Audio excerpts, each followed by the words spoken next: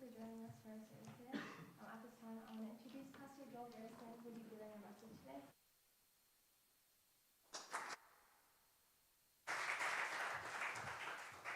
Thank you so much, everybody. It is my pleasure and my privilege to be with you here again this week. I am thrilled. I will tell you this. I am excited every time. This is the third time I've gotten to come and speak with you.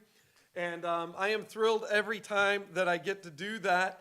As a matter of fact, I think last week so in general, I do the second week. And last week, I think you had I think the church had a possible candidate, correct? Or somebody that's really interested in, something like that.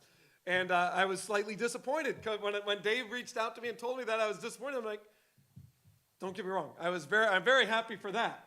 I was disappointed that I'm like, no, I like speaking with them. And then whoever normally speaks this week, I guess, could not. So I had the opportunity to come back and be with you today. So that may not be good for you. You might be saying, oh, gee whiz, we were hoping not Joel again. All right. You were supposed to laugh. I was hoping that was laughter, not seriousness. But so I was thrilled with that. And I am hoping, I was just talking to some of the guys out front here. I am hoping that even in December that I have one more Sunday with you before you go home for Christmas break. And that's just I enjoy coming over here and being with you. You guys do a great job, and I so enjoy your heart. I enjoy being here with you. So that is so a thank you from me to you for having me with you again. This week, I want to take a look. We're going to look, and you see there up on the screen, you see that we're going to be looking in Daniel chapter 1 and 2, and we're going to be going through quite a few different verses as we work through this message this morning. So I should have put them all on the screen, so my apologies for not getting them all up there for you, but I should have worked to get that done.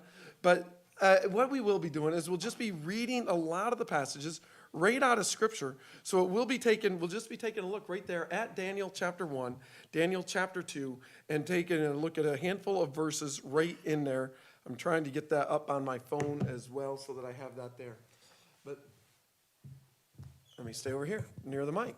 All right, I was about to walk away. I want to start by, I want to ask you a question. How many of you, you're there like, I like being uncomfortable? Anybody in here that raise your hand? Yeah, that's me. I like to be uncomfortable. One person out of the group here, right? We like to be uncomfortable. 2 people like to be uncomfortable. For the most part, we don't like being uncomfortable, correct?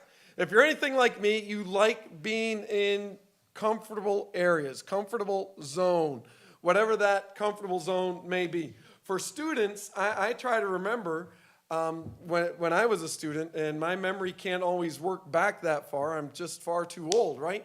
But I remember as a student, comfort, I had my friends and my enjoyment of that, enjoyment of things that I did, and then there's always that overhanging amount of work, schoolwork that you need to get done. And I would assume, as I'm talking to a group of students, that you probably have something similar. You have groups of people that you like to hang out with. Maybe foods that are your comfort foods, areas on campus that are your comfort areas, or areas off campus that are your comfort areas. But I would assume that there is always that overwhelm, that there's still work, always more work to be done. For a number of you, you're looking forward to right now to Thanksgiving break. That'll be a little bit of break from work. And then beyond that, even Christmas break, so you have a little bit longer. But comfort, we don't always like to be outside of that which is comfortable for us.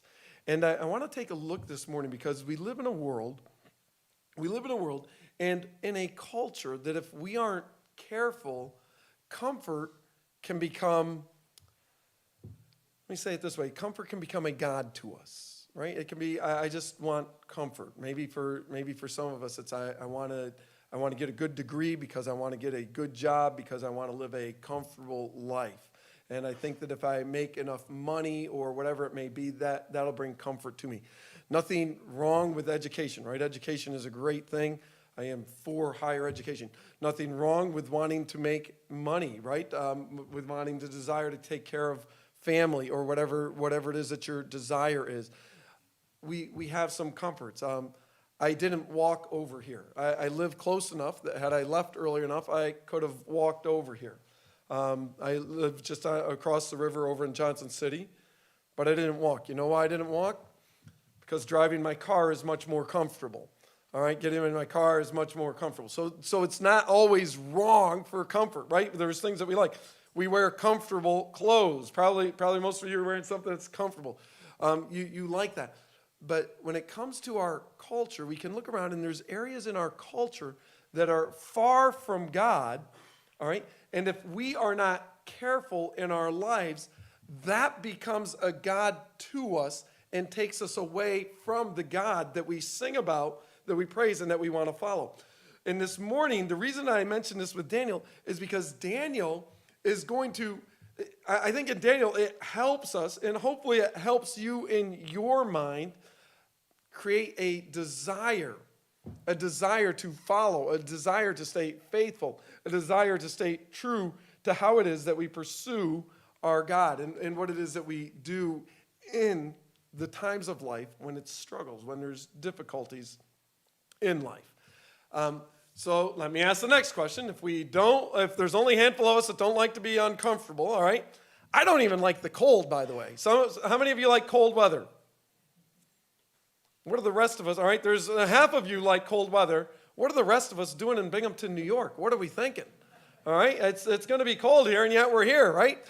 And if on the opposite side of that desire for comfort, right, or being uncomfortable, the other thing that we always want to be cautious with in our lives is just not trading that. But let me ask it this way. Let me ask another question of you. How many of you would say, yeah, my life, and maybe this one, don't raise your hands on this one because I don't want to embarrass anybody or any trouble with that. So this one, our hands are down. This one's just you're there like thinking in your mind, right? But how many of us in our lives, we look and we say, my life is going exactly as I want it to go all the time, all right? Some of us, we may say, yeah, actually life is going pretty well. Others of us, we might say, you know what? I've got too much homework. I'm too far behind. I owe too much money. I'm nervous about where the rest of it's going. I'm nervous about this. I'm nervous about that. And then beyond that, there's the whole world of culture out there. Take a look at the world around us, and I'm just nervous about everything that's taking place in the world. All right? We get in those senses too. So we have comfort on one side, and sometimes then we have this other thing that just causes us stress on the other side, and we're like, what do I do? So let's take a look at Daniel chapter 1, and we're going to read down through this. I'm going to read down through a portion of this just so that we understand where we are. But in Daniel chapter 1, verse 1, it says this. And look at that. They got the verses up there for me. Thank you so much, you guys. That is tremendous. But Daniel chapter 1, I am reading right from the NIV here with this. In the third year, and I could read right off of there, but in the third year of Jehoiakim, the king of Judah, Nebuchadnezzar, the king of Babylon, came to Jerusalem and besieged it. So I want us to just get the idea as we open up with the text right there, that we just take a look. We're getting an idea as to a time frame. Daniel wrote this, all right? We hold to the idea that Daniel wrote this, and he has given us a time frame as to what took place. And it's Jehoiakim, the king of Judah. He is going to be carried off into captivity by Nebuchadnezzar. And Nebuchadnezzar is not a good king. He is a difficult, he is a strong, he is an evil king who takes power. But he does this, and he besieges Jerusalem. And the next word that we hear is in verse 2, we hear this. And the Lord delivered Jehoiakim, the king of Judah, into his hand. So we're getting right up front at the beginning that what is taking place is not outside of the realm of what God has allowed. Daniel, all right, the writer here, is informing us. This takes place, and it is God that has delivered Jehoiakim, the king of Judah, into his hand. Along with some of the articles of the temple of God, from the articles of the temple of God, these they carried off to their temple and the god of Babylonia, and put them in the treasury house. Then the king ordered. Let me actually just stop there for a minute, and I'll just talk just briefly about that portion there. When they carry off the gods, in ancient times, all right, if this kingdom beats this kingdom, so in this case, the Babylonian Empire comes over and it takes over what is the remaining, all right, The northern tribe of Israel has already been hauled off into captivity. It is now Jerusalem. It's Judah. They are coming and they're hauling Judah off into captivity. If this kingdom, if the Babylonian Empire overtakes the empire of Israel, the kingdom of Judah now, all right, it is thought in that era, that means the Babylonian gods are greater than the Judean gods, than the gods of Judah. That is how they looked. That is how they thought. Today, if you are theistic in your belief, all right, if you are Christian in your belief, you hold to the fact that there is one God. That doesn't mean that there's multiple gods, right? We don't allow for the idea of multiple gods. But in ancient times, they certainly held to that. Our gods frequently become things in this world that we look around at, not like this, but there are still others that believe in multiple gods, right? Christianity is one good religion, and there's many other good religions, and they all just lead. We all have our different gods, and it's all one God at the end, right? In ancient times, they held that idea. There we go. Our God's greater than your God, all right? Christianity, we serve the one true God. The Judeans here, all right? They serve the one true God who had delivered them into the hands of the Babylonian Empire. So as we continue down, then the king ordered, that is Nebuchadnezzar, he orders Ashpenaz, the chief of the court officials, to bring into the king's service some of the Israelites from the royal family and nobility, young men without any physical defect, handsome, showing aptitude for every kind of learning, well-informed, quick to understand, and qualified to serve in the king's palace. He was to teach them the language of the literature and the literature of the Babylonians. The king assigned them the daily amount of food and wine from the king's table. They were to be trained for 3 years, and after that, they were to enter the king's service. So as we look down through those verses right there, one of the things that we see is they were looking for a handful of you out here today, correct? The brightest, the smartest, the best looking. Which one of you qualify? You should all be raising your hand saying, I qualify for that, right? Come on, right? That's what they're looking for. They're looking for those that were the brightest, those that were the smartest, all right? And as they are doing that, there is the intention behind that. There's an intention that Nebuchadnezzar is using as he goes about this process. And this may be a passage that you are familiar with. It's not a story that's outside the realm of things that we have heard, right? So it might be something that you're familiar with. But I want you to know that as this happens, King Nebuchadnezzar is trying to bring some of the leaders, some of those people that are leaders in their culture, and they're young. They are probably younger than you are right now. We would say at the max, they are probably your age. But what they're trying to do is bring them in, and what do we want to do? We want to influence them into the Babylonian culture, into the Babylonian world. And what do we want them to do? We want them to go back to their people. They're not going to go back to Jerusalem, but we want them to be back in the worlds where they live with the Jewish people who were carried off into captivity. And we want them to start to teach them our ways. We want them to assimilate into the Babylonian culture, into the Babylonian religions, into the Babylonian way of living. We don't want you bringing that, all right, your religion over there. We've destroyed that. We beat that. We destroyed your temple. We knocked down your walls. You have no God over there. We want you to come over here with us. In the process of doing all this, I just want you to think about this. They have probably killed many of the parents. Nebuchadnezzar, as they went over and destroyed, probably many of the parents of these individuals have been killed. All right, they've ransacked their homes, they've ransacked their houses, and they've carried them off into captivity. So it's a world that right now that these individuals that they are bringing in, they are not there smiling, hey, this is great. Everything's going great in my life right now, and I'm feeling really comfortable, right? They are uncomfortable, I would imagine, and everything in their world, as they look around, they would be saying, this seems to be going wrong. The one good thing that is going on in their lives right now for this group is we're being assigned the king's food. So we're at least getting good meals, right? They're smiling about that. We're getting good food. That should make us happy again right there because we at least have good food that is coming along with them.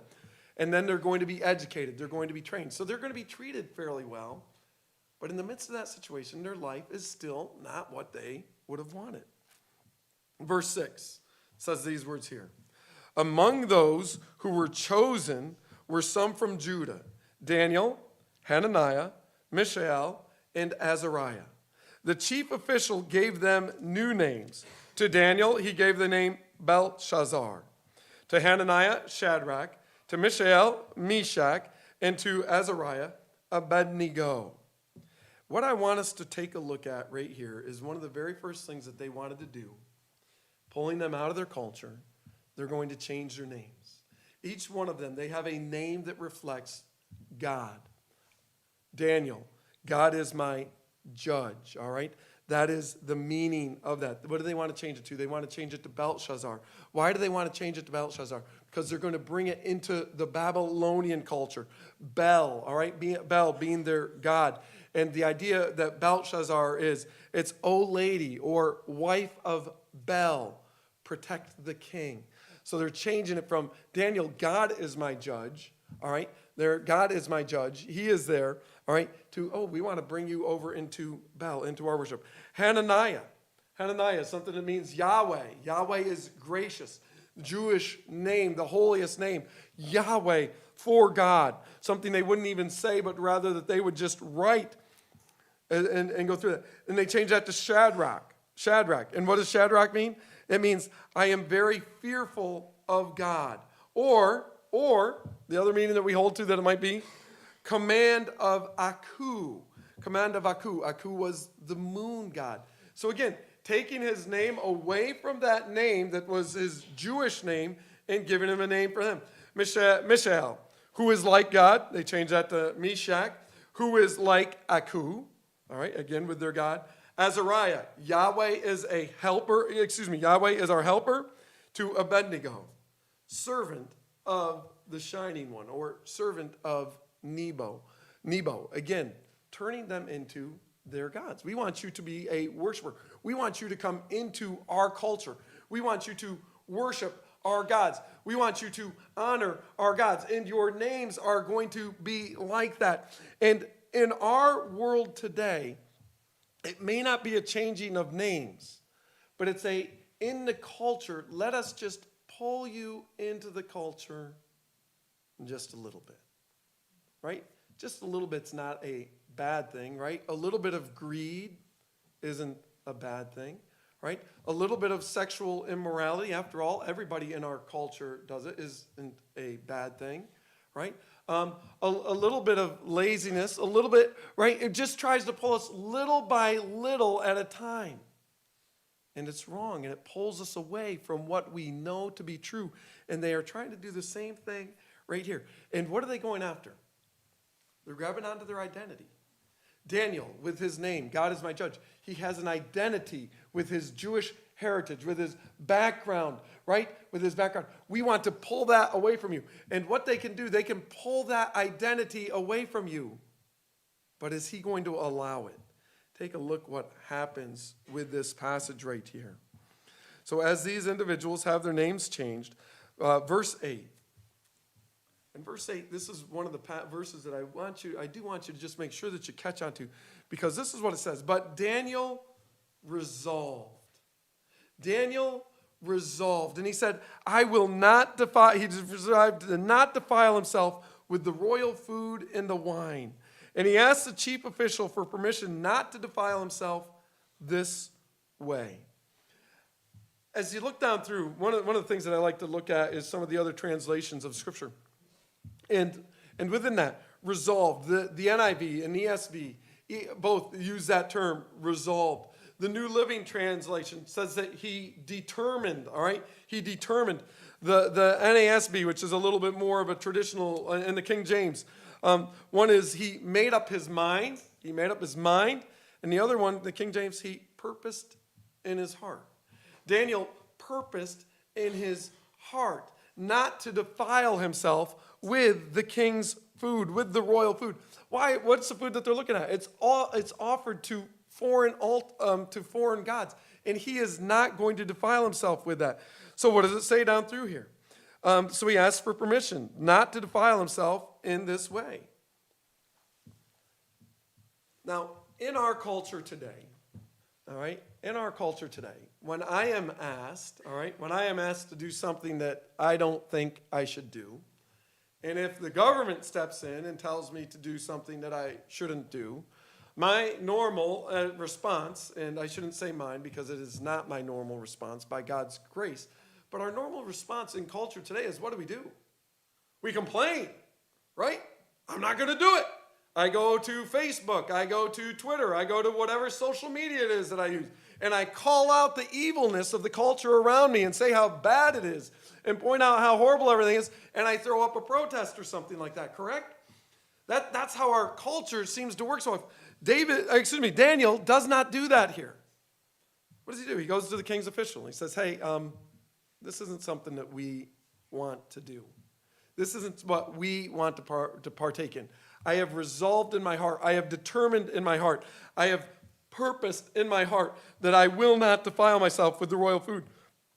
And what are we told? Verse 9. Now God had caused the official to show favor and compassion to Daniel. But the official told Daniel. So he tells him, he goes down through and he tells him, look, if I don't give you this food, the king's going to see that you haven't gotten the food, and then I'm going to be the one that is in trouble here. All right, so if you don't eat the food, but everybody else eats the food, they're all going to look healthy. You're not going to look so healthy, and then I'm the one that gets in trouble. So this is a great idea, Daniel, but it doesn't work for me. But Daniel responds, and he says to the guard, who was a chief, in verse 11, that had appointed over Daniel, Hananiah, Mishael, and Azariah, please test your servant for 10 days. Test your servants for 10 days. Give us nothing but vegetables to eat and water to drink. Then compare our appearance with the young men who eat the royal food and treat your servants in accordance with what you see. So what's he laying out? He's laying out a challenge there. He's putting out a challenge to this individual, right? To the king's official. He's saying, look, I understand. Give us 10 days. Just feed us what we want to eat and see how it turns out and see what happens with that. And at the end of the 10 days, they looked healthier and better nourished than any of the young men who had eaten the royal food. So the guard took away their choice food and the wine they were to drink and gave them vegetables instead. I wish I could say I'm resolved and as strong as Daniel here, because I don't think I'm as resolved and as strong as Daniel and his friends right here. For the king's food were put in front of me. Let's see, if I have the option of food that is really good and food that is not as good, which option do we take? That's not a trick question, right? We take the option with the food that's really good. I don't know which food you view as really good, but for me, I'll put it this way. If I have the chance to eat at Outback or Texas Roadhouse every day, or the option to eat at McDonald's every day, I'm going to Outback or Roadhouse. How many of you are with me? A handful of you at least, all right? The rest of you are like, nope, we want McDonald's still. And that's fine too. You like the nuggets better. That's good. But we're going to take the choice. And with these men right here, as this happens, their life is changing. And what are they doing? They're holding on to the conviction of what they've been taught. Even in the midst of a culture, even in the midst of a life, even in the midst of difficulties and struggles of life, they are looking there and they are saying, no, we are going to continue to do what it is that our God has called us to do. And that's the crossroads that comes to us. It's the crossroads that comes to us in our lives. Are we going to continue in our faith? All right, are we going to continue to follow God in our faith? Or are we going to look the other way and say, you know what? I think it's okay if I do it this one time. I think it's okay if I just do this a little bit. I think it's all right if I just go this way for a little while. After all, most people do this in their college years. Why can't I do it and get away with it as well? And yet Daniel gives us the opposite of that. And one of the things that we want to walk away with this is, if we trade our convictions, if we trade our convictions, for Daniel, it's about food right here. I don't know that we have convictions about food. We might have preferences. I don't know of a lot of convictions about different foods that we may have. But if we trade our convictions for our convenience, if I trade that which is a conviction of me following Jesus Christ in this world for my convenience, then I lose to our culture. Then I fail to stand up. I fall. Actually, I guess I should say it this way. I fall to the cry of culture. In just 2 chapters, in chapter 3 of Daniel, and I'll just talk about this real quickly right here. But in chapter 3 of Daniel, Shadrach, Meshach, and Abednego, they're going to be challenged in their faith because Nebuchadnezzar is going to build a giant statue for himself. And he's going to say, come out and worship this statue. And when they go out to worship the statue, when you hear this music, everybody's to bow down. But Shadrach, Meshach, and Abednego, right? They don't do that. They don't bow down to it. And others see them and call them out for it. And as a result of that, they're going to be thrown into a fire furnace. If I'm Shadrach, Meshach, and Abednego, all right, when called out to worship this God that Nebuchadnezzar has set up there, what do? How many? You tell me how many of you might be like me. If it's time to worship that one, what am I? I'm like, I got to go to the bathroom, right? So I just want, right? I got to go find the nearest bathroom, right? Something like that. That way I'm not called out. I'm safe. Right? Or if I can't get to the bathroom, if I'm in the middle, I'm in a little bit of trouble, what do I do? I look down and I'm like, oh, my shoe's untied. I got to tie my shoe. So, right? God, I'm not worshiping. I'm just tying my shoe, but hopefully nobody else sees me, right? Or maybe, God, I'm just going to kneel and pray right now, but I don't want to stand out in culture. I don't want to stand out. I don't want anybody to catch me. And it's this resolve in their hearts right here that they have built. And it's that resolve in their heart that is building their faith in God. For each one of us, you will go through a time in your life, multiple times in our lives, where our faith is tested. It may be in a relationship, it may be in health, it may be in finances, it may be in something else that's out there, right? Our faith will be tested. And when our faith is tested, we have an opportunity. You see, a faith that is tested, we have an opportunity there to find a faith that can be trusted. When our faith is tested, God comes through with us, and our faith can be trusted. The problem with that is it doesn't always work out as well as we would like it to sometimes, does it? And we're aware of that. For situations where it works out for Shadrach, Meshach, and Abednego, for Daniel later in the lion's den, there are thousands of others that it didn't work out for that, and yet God was with them in the midst of a storm. I said it this way: if we trade our convictions for our convenience, we will fall to the cry of culture. Another way of looking at that in our life is to know this: compromise. Compromise in your life, compromise in my life. It does not relieve the tension. It doesn't erase the tension that is there. It only weakens our resolve. How can I say it? I can say it like this: the person that lies a little bit will lie a little bit more next time. The person that feels that it's okay to cheat on this one little portion, maybe it's okay to cheat on something a little bit greater next time.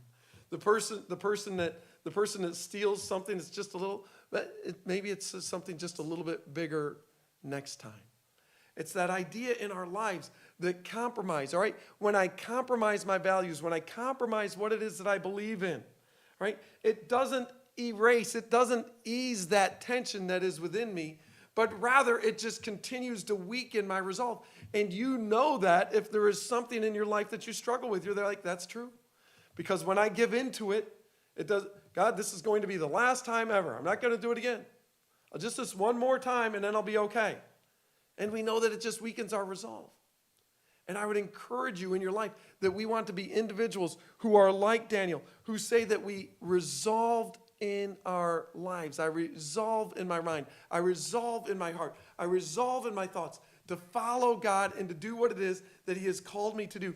Let me just look at one more portion of this passage here, because these individuals, they look so good with us, and they do such a great job.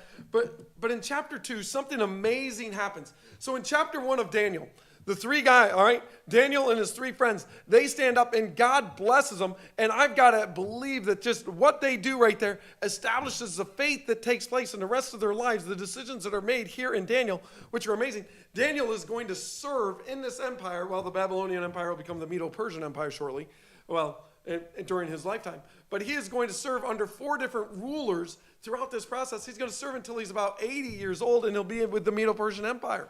Part of history right there that Daniel continues to serve under. But this idea right here, in the midst of a culture that was broken, in the midst of everything that's going on, they stand firm and they stand strong. And as a result of that, their lives are lives that continue to follow God. Chapter 2 has something very interesting that takes place. Because in chapter 2, the writer tells us that the king, Nebuchadnezzar, and I'll just try to go over this quickly with you here. But Nebuchadnezzar has this dream. And in having this dream, and I want to say this because I think it gives us a little more insight into what we're looking at. Nebuchadnezzar has this dream. And as he has this dream, he calls all of his magicians. He calls all the astrologers, everybody around him, all the wise people around him. He says, come on in. I want you guys to interpret my dream for me. And they do what normal people would do. All right, what's the dream? And the king says, I'm not going to tell you the dream. I want you to tell me what I dreamt, and then I want you to interpret it for me. And these individuals tell the king, they say these words to the king. They say this, what the king asked is too difficult. No, this is in verse 11 of chapter 2. No one can reveal it to the king except the gods. And they don't live among men.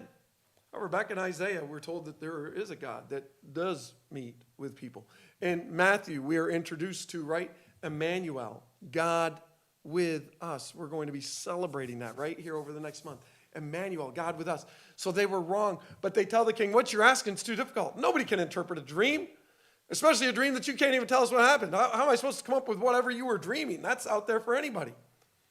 So the king says, I'm going to kill everybody. I'm going to kill all you wise people. And included in that are Daniel, Shadrach, Meshach, and Abednego.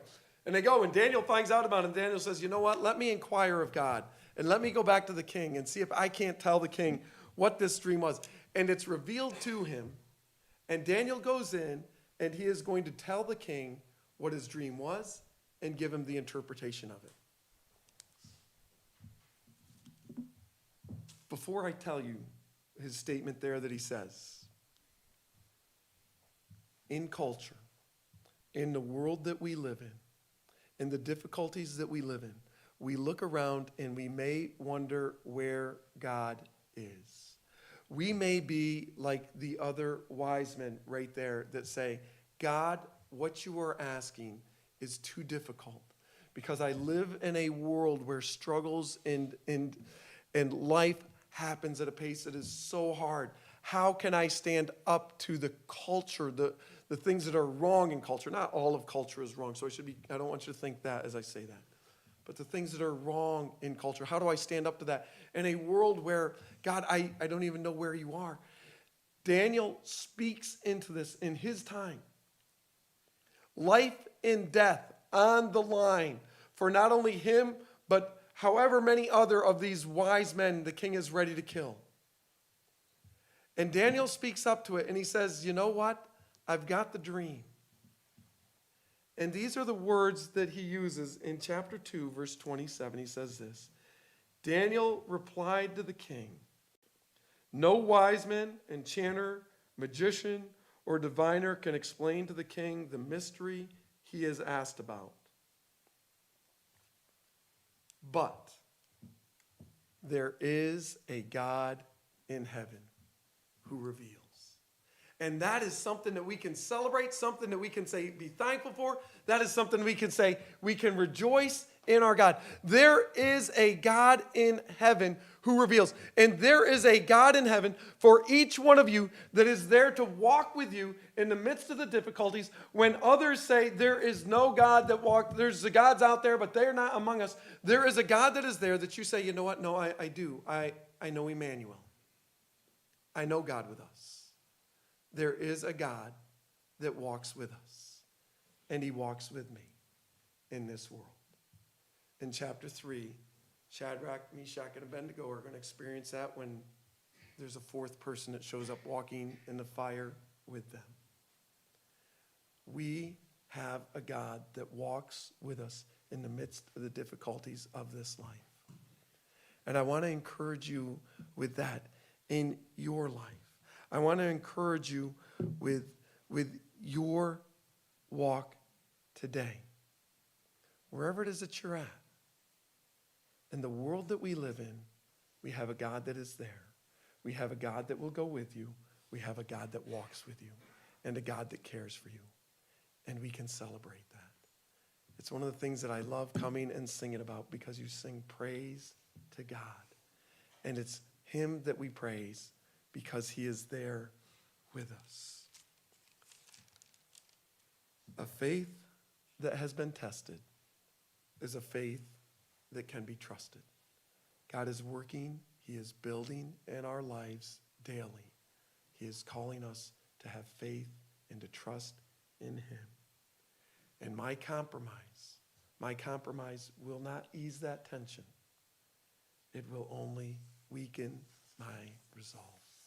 Stay strong to the God, because to our God, because there is a God in heaven, and he does reveal, he does walk with you in the midst of this life. Thank you so much for allowing me to be here with you again today. If you would, I'm going to pray, and then we're going to come back up with announcements, and then we'll even have another prayer after that as well. But let me pray for us even now. God, I say thank you for our time together this morning, and I say thank you for each one of these individuals.